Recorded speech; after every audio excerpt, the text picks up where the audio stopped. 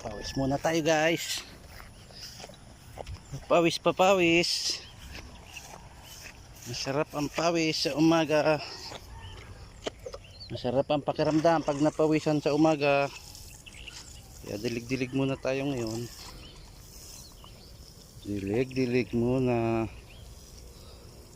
ang ating alaga.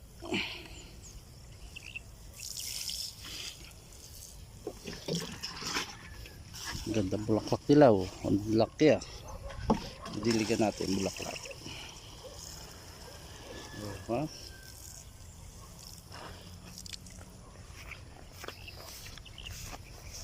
Napaliguan sila.